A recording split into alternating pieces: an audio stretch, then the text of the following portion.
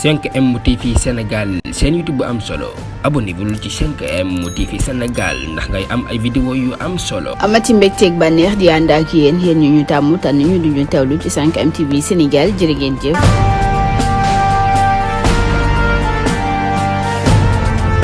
mbokk internet yu 5M TV Sénégal dal leen jàmm ci ànd bi ngeen ànd ak seen chaîne bi di fi teewlu xibaar ñu àddu ci wàllu xibaar yi rawatina nag li nga xam ni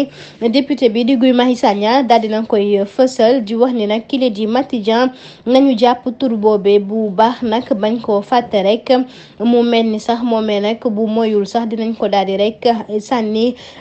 rawatina dàq ko fa muy liggéeyee.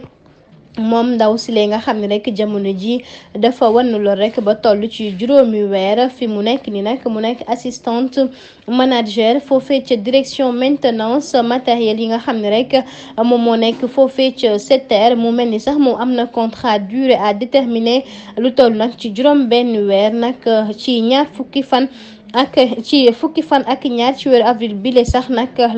la koy daal di jeexal waaye ñag ñuy xam ni ndaw soosee nag lan moo waral rek ñu bëgg ko dàq nag foofee ca bile entreprise ñag ñuy xamal ni itam ndaw si moomee ku mën liggéeyam la ndax note yi nga xam ne rek moom lay am saa su nekk rek day weesu lañ ko laaj. waaye itam moomee tamit ab liggéey bu am solo lay amal foofee nag rawatina nag la nga xam ni moom dafa gàlloo sax ndax ña ngay wax ni ab délégué personnel la day rek xeex lépp loo xam ne dafa jëm ci intérêt liggéeykat yi nekk foofee ca SETER di wax ni itam mooy coordonnatrice bu délégué yi waaye itam directeur bi kon dina Patrick Tranzer war naa xool lu nu mel rawatina nag mu bëgg dàq kile di Maty moomee lan moo waral nag ñu daal di koy dàq kenn xamu ko nag fi mu nekk nii itam daal dinañu bëgg yàq lépp loo xam ne dafa jëm ci wàllu prime lu jëm ci wàllu dundin bile foofee nga xam ne lu toll ci 950 liggéeykat yi nekk foofee ña ngi coy daal di rek dund fi mu nekk nii nag jigéen ñooñu itam ñëpp buñ ko defee rek dinañu rek daal di wàññi lu bare ci seen nekkin foofee nag ca bile entreprise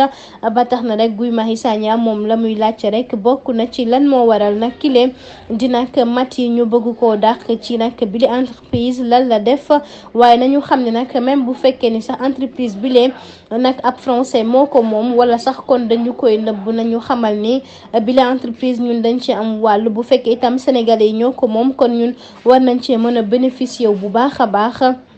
loole itam tax na moom Guy Marius Sagna di woo nguur gi ngir nag mu desiwaat xelam bu baax a baax xool la ñuy def ndax ñi nga xam ne ñoom ñoo liggéey foofee bëgguñu rek benn rek échec jëm ci seen projet yi nga xam ni moo fa tax ndax dañoo bëgg rek daal di yokku chômage bi wala rek dàq jigéen boo xam ne rek jamono ji dafa nag wannu lor sonn lool te liggéeyam nag jaar yoon lan moo ko waral kon nag gouvernement wu Sénégal war na taxaw nag bañ lu ñu mel waaye itam ñi nga xam ne rek ñoom ñoo yore suñu àq ak suñu yelleef di ko défendre saa su nekk war nañu xoolaat mbir mi lee